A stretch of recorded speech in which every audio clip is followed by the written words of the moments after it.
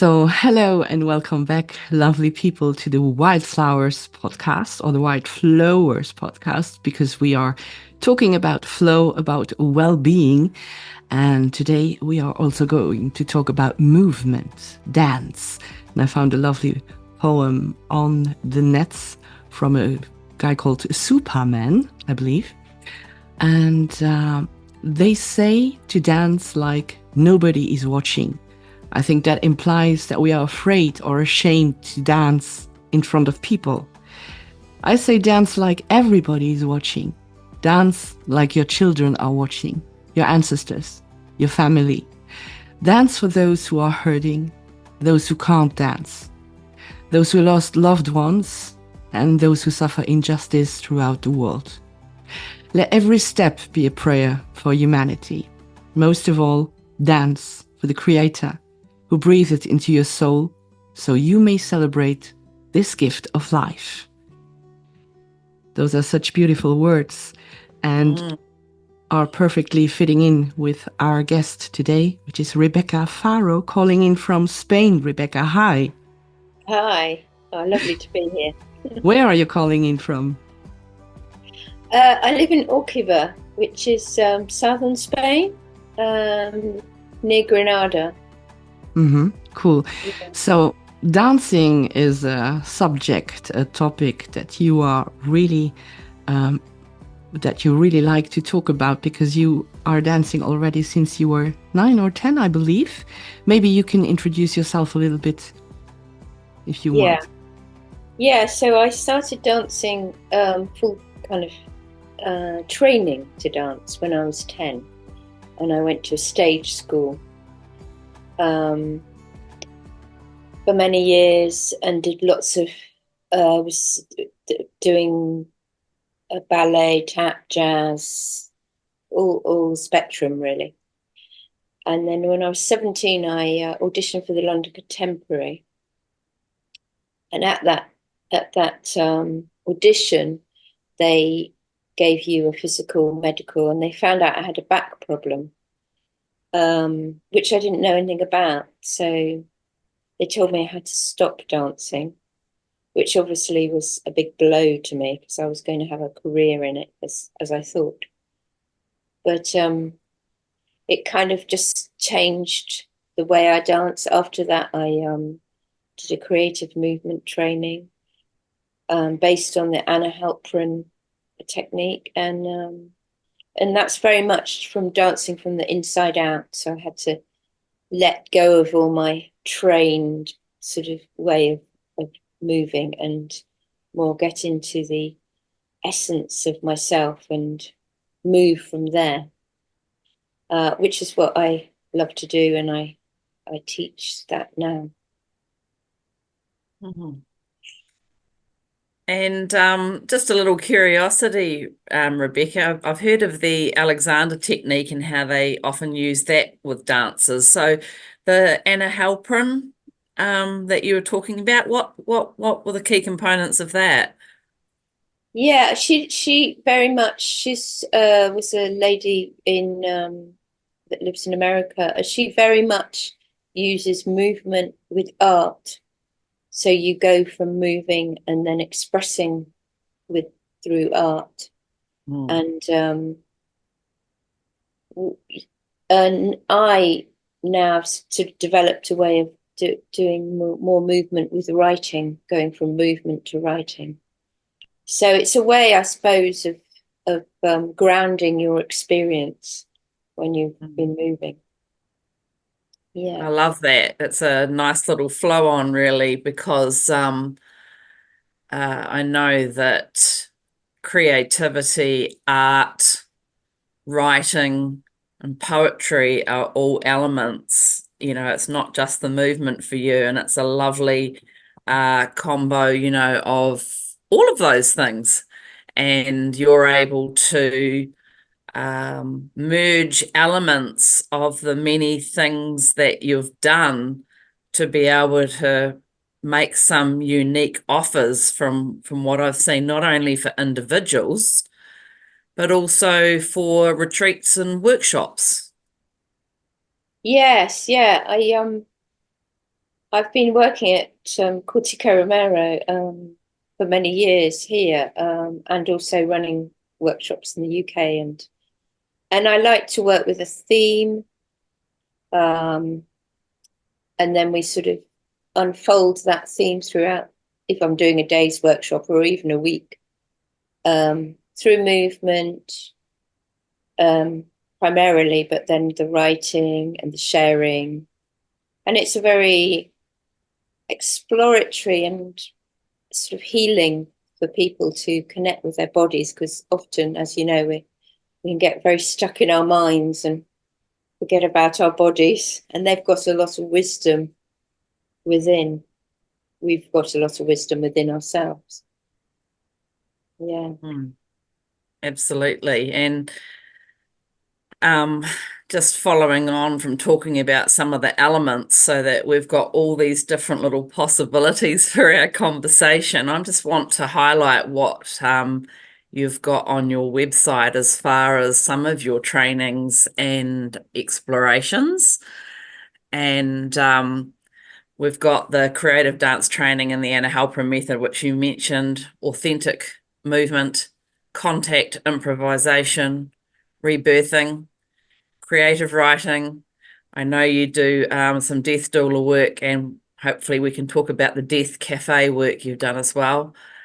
Grief counselling, co-counselling, 5 rhythms, biodanza, trance dance, and you happen to mention on there the Jamie Cato Bring It teacher training, which is absolutely super, because of course that's how the 3 of us all met, which started another whole branch and element of things in our lives together. So yeah, lots and lots that I think that you have to offer, and you can share with us and talk about. In particular, I got to experience with you the work that you do, and correct me if I'm wrong, I guess it was the movement map work that you do. So do you want to share with us, or share with everybody just how that kind of rolls? Because obviously I was a recipient, so I can add my bit. Yeah. Yeah, well, with the movement maps, that's an individual one-on-one session.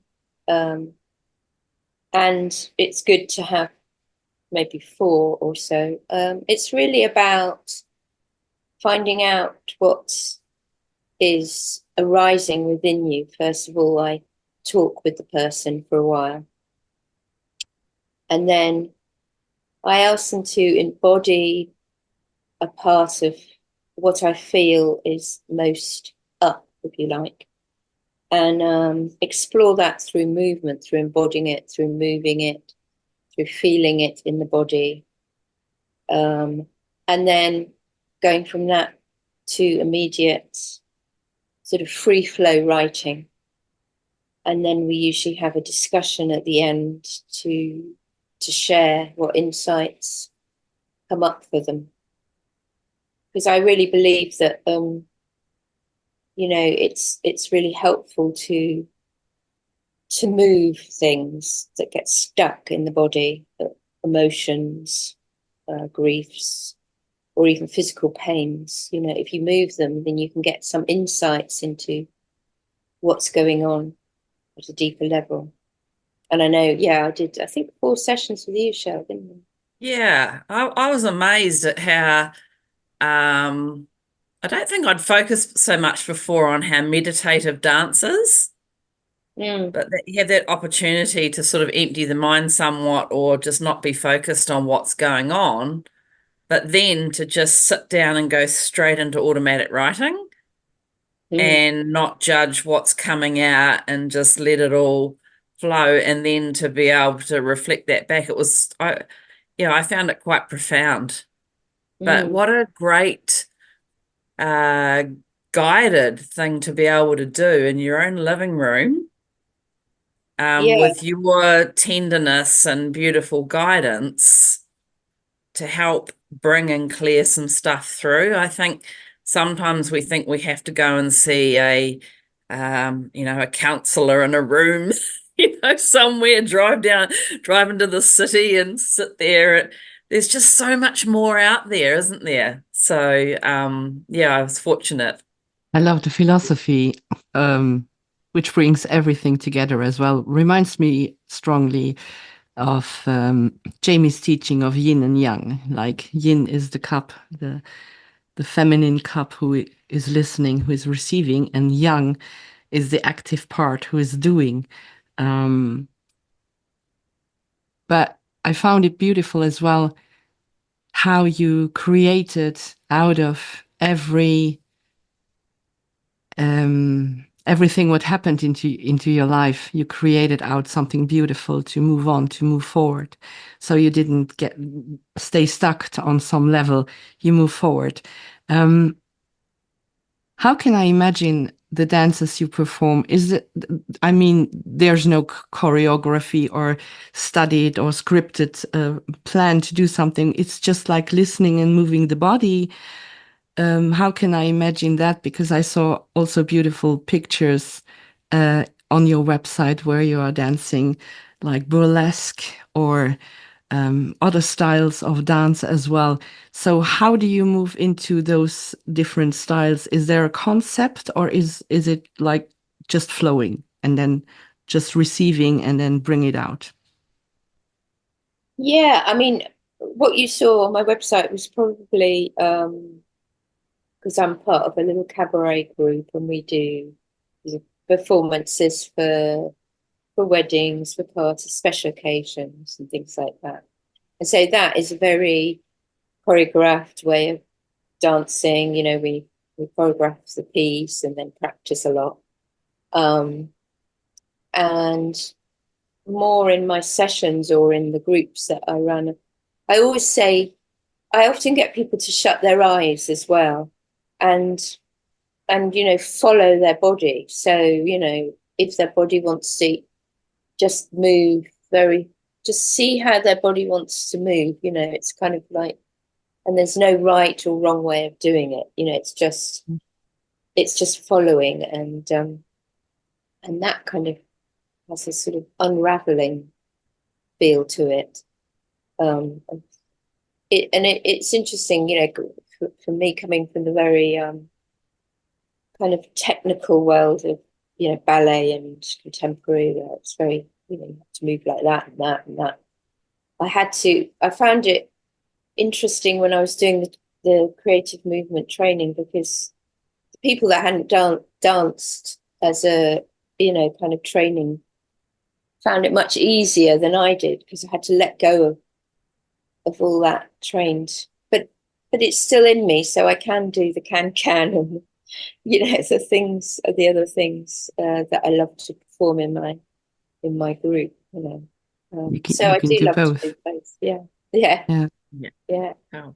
But it's also beautiful to observe. There are so many groups, communities rising at the moment. They do ecstatic dance. They meet together to dance, to flow.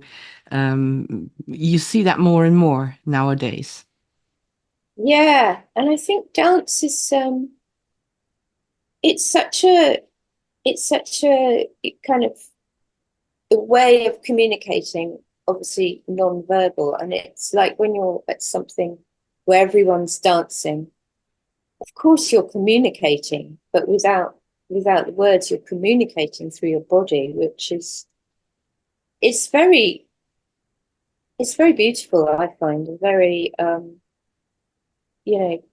connecting.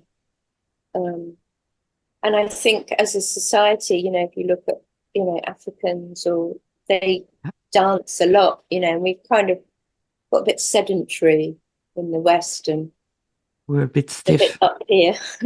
Yeah. We're a bit stiff. Yeah. And I think also that the word movement is a damn fabulous word, and that if we use that more than we used exercise, I think the joy of doing something with the body would be a lot more present.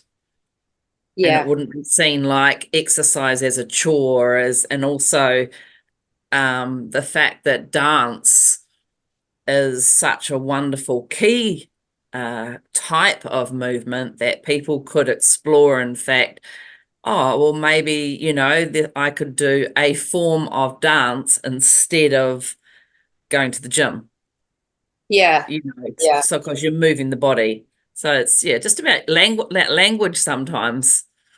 Yeah. Yeah, exactly. Exactly. And I think it's just a way of, it's very freeing. That's what I love about dance. It's I feel like even if, sometimes, I might feel tired and I think, oh, I've got to run a dance class and whatever.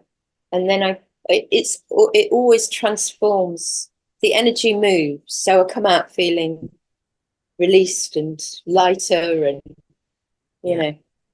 so yeah. I think it's also good for people who believe that they can't dance. There are many people say, "Oh no, my God, I can't dance. Dancing is not for me." That's also kind of a blockage. And with that free movement, that flow, if you want, you can free those blockages as well.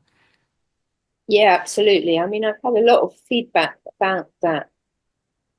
But my sessions is sort of, people have said things like, "Oh, I never knew I could, and I was always thought I couldn't, and now I feel so free and sort of to be in that non-judgmental space of everyone can dance, of course, Mm.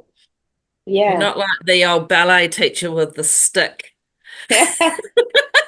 No, I had one ballet teacher. She threw a chair, at us, when we, because it's so like higher, get your leg higher, higher, higher. No, I'm not like that at all. So, Rebecca, when you go on retreat, and I know that a place that's very dear to your heart is being sold and is closing down, and you spent a lot of time doing retreat work there, what do you tend to offer in general with all your multitude of skills and offerings? What do you tend to do when you've got larger groups? Well, I mean, as I said before, I usually have a theme. Like well, for example, I'm running a day's workshop in Brighton in a week and a half on the 14th of July. And that's called the Poetry of Movement. So that's very much about moving and then writing. But it's the sort of theme, the basic theme would be about where are you now, exploring where are you now and where are you moving? What or where are you moving?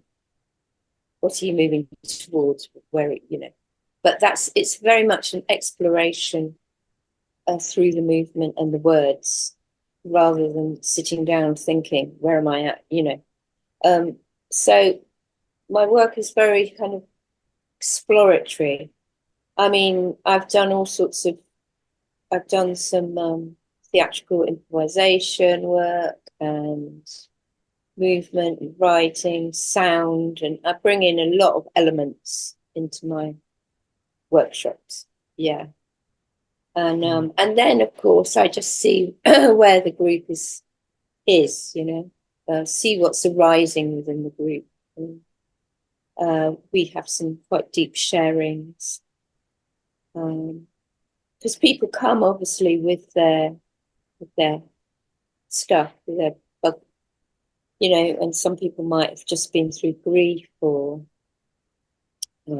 lost someone, or so we explore that and we share that, and maybe we move it, we write it. So yeah, it's very kind of, I start with a theme, but it sort of unfolds and expands and exploratory. Yeah. It's also beautiful to talk about the release of your book, maybe, where all your work like is concentrated. Catching the Fall is the name. It's going to be released the 19th of July. Catching the Fall. Can you maybe explain us how you chose the title of the book? It's interesting, that one, because it just really came to me, and the cover of the book was done by my friend who's a photographer, Jane Morley, and it's of me in my pool. I've got a dress on, and I'm lying in the pool. But I wrote a very short poem called Catching the Fall, and I just love that imagery somehow of how we all fall. We all have falls in our life, and somehow the idea of catching that fall. I just love the imagery of it. Yeah. Beautiful, yeah. Yeah. And yes, it's I've been writing poetry since I was 10 as well, and it's a way of expressing. The book has 4 sort of elements to it, and that is dreams, love, grief, and memories. And I've been talking about this book for years. So it's quite amazing that it's actually coming out on the 19th July at Buxton Festival in the UK. So it's very exciting and a bit sort of God, because it feels like it's very much there's a lot about grief and death and the pain of I've always been into bringing death more up to the forefront in our lives, because I think I lost my parents, when they were my age, and they died within 18 months of each other, and I think I was in my early 30s then, and it was there was kind of nowhere to go with the grief and the sharing of it, and so I feel like it's really important to be able to have a place to share death, because it's something that happens to all of us, whether we like it or not. And we will be affected, of course, with loved ones dying, and it's part of life, so that's hence moving on to the Death Cafe, that I run.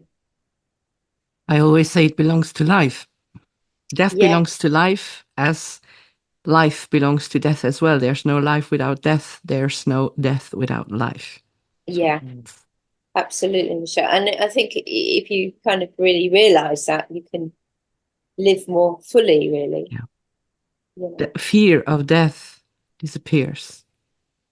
Yeah. And that's a huge relief, because I believe the most common fear, the most, how do you say that in English? The biggest fear. How easy. Fear, yeah. The biggest fear. Yeah, I believe the biggest fear is the fear of death.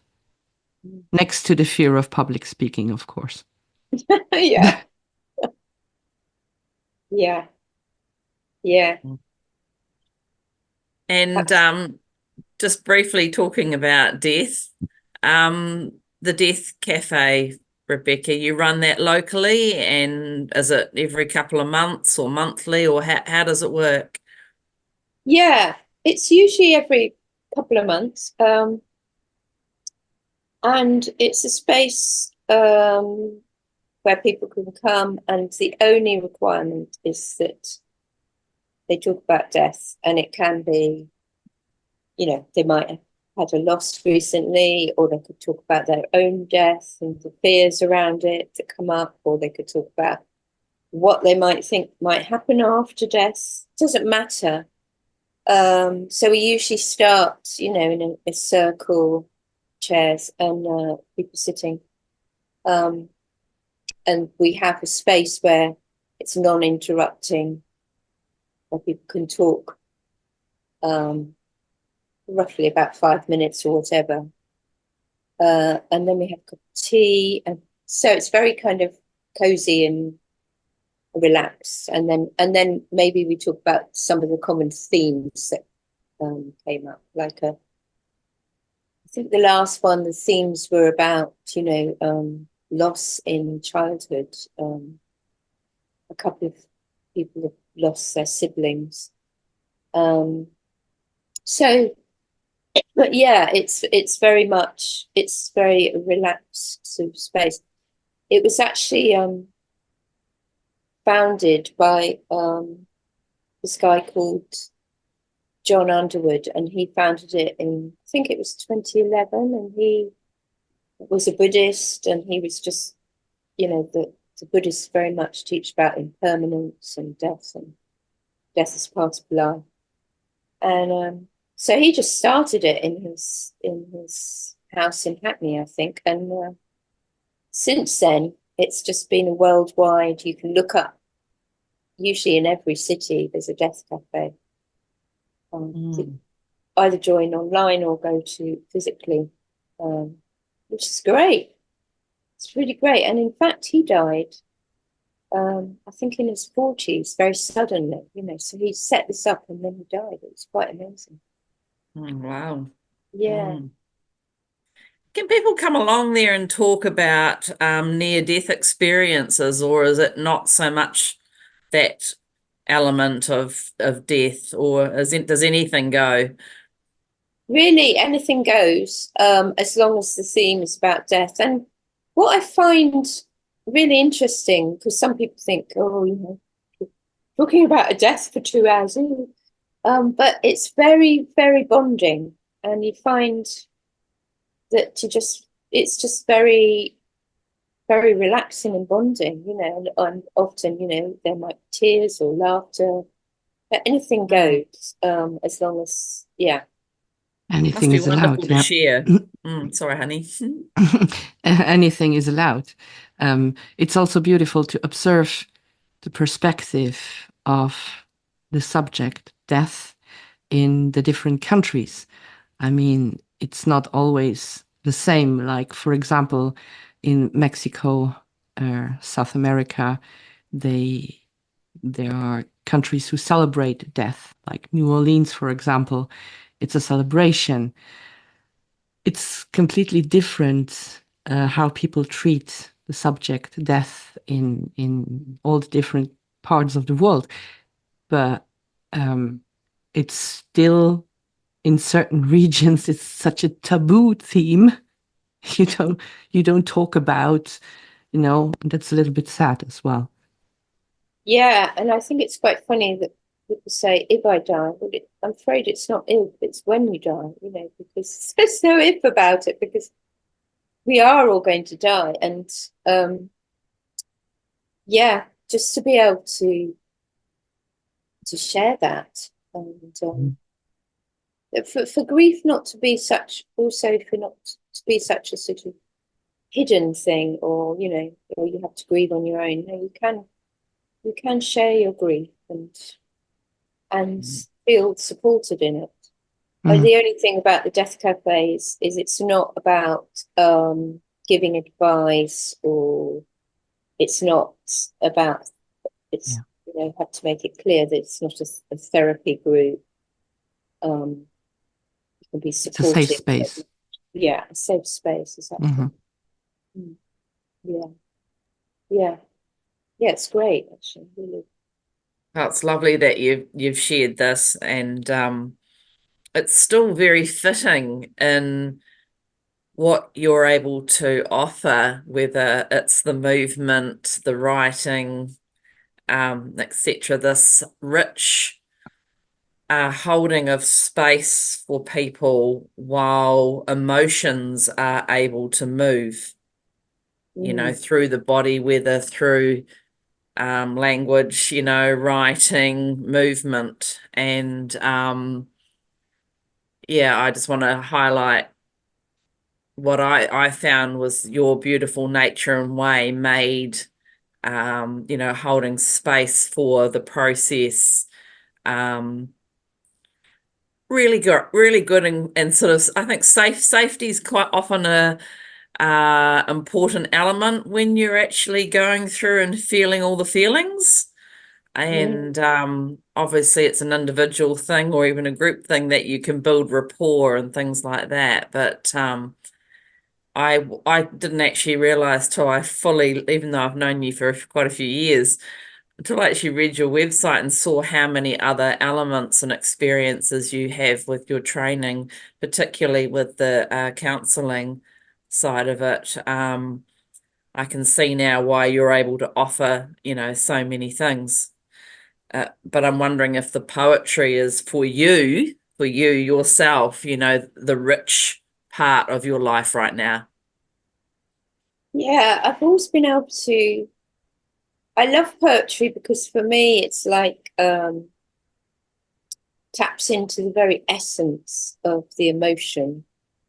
And I remember, as I said, I started, I came from quite a difficult childhood with domestic violence with my parents. And my way of kind of untangling it and escaping and writing down my feelings was to, when they were arguing, to run off and into a bush and write, and one of the things that was funny, well, kind of funny, we all had to write a poem when we were 10, and lots, and pin them up in the classroom, and lots of them were like, about the bees and the sunny day, and mine was entitled The Lost Soul, and it was like, of course, all the parents were like, who wrote this, because it was quite a dark poem, but it was a way of me just expressing these intense emotions I felt, and it always has been a way of sort of channeling them and processing them and getting them out, kind of thing. Yeah. So it is, you're right. It's very much been a kind of journey for myself, self-healing, and understanding, I guess. Yeah, same with drawing, painting, or singing. Yeah. Making music, expressing and processing those feelings. Yeah. And that's why creativity is so valuable, I feel, for all those intense feelings and processing and releasing, and as you say, any kind of avenue that you feel drawn to. So what's going to happen at this Buxton festival? Have you got like a tent and a table with thousands of books all lined up, or what's going to happen? School class. Well, I've got a room, actually. I've got a room. I'm doing a book launch. My husband, Raph, is doing it with me. We're going to be reading my poetry. We've only got an hour, so we're going to be reading. And I've also got, I've recorded some poems with music. So we'll be playing that as well. Because some time ago I thought, oh, wouldn't it be interesting to actually move to one of my poems? So a friend of mine, Mix, she does beautiful piano music. So she recorded me, and then she put her piano to it, and then I danced to it, and so that was another way. I was like, oh, how many ways can you express it? So I won't be actually dancing to it because it's only a small room in Buxton, but there'll be sort of a first part and then a short interval and then a second part, and it will be myself and Raph. Raph has really helped me design. He's an architect, so he's helped me design and put the book together. I mean, I'm no good at that side of things, actually formatting it and editing Lovely. all that. Yeah. So yeah, I'm very excited. The books are coming to Buxton, so I haven't actually got a physical one here yet, but and a few of my friends are coming, and yeah, so excited and nervous. But it feels like a big one, yeah. Yeah. Yeah. I've actually been there. You have? Yeah, when I lived in the UK, I went through that. I actually bought a book in Buxton, so there you go. Oh! It's a lovely, lovely place. Really pretty. Yeah. No, that must be really exciting. Is that sort of the general area you were from originally, or not? Like, you've been in Spain, did you say, for 30 years, or? Yeah, I've been in Spain for 30 years. It's crazy to think that I've been here this long. No, well, originally I'm Scottish, but I was brought up in the Far East, and I lived in Devon for many years before coming here. So Devon was my place really before coming here. So that's a bit of a homecoming, you could say, in some ways, for you to be doing your poetry book. Yeah. Yeah. Wow. So yeah, and then in the autumn, I'm going to be doing some book launches here in Spain. I'll be doing some in Orcuba and on the coast, and yeah, who knows where. Are they in English or in Spanish? They're in English, yeah. I mean, that's the thing about poetry. I don't know how well it translates because, yeah, I just don't know. Yeah, I haven't translated them. They are in English. Mm-hmm. I do speak Spanish, but I feel that I will be reading them in English because I don't know how they will translate. But maybe one day, who knows? Yeah, step by step. Wow. Well, Yeah.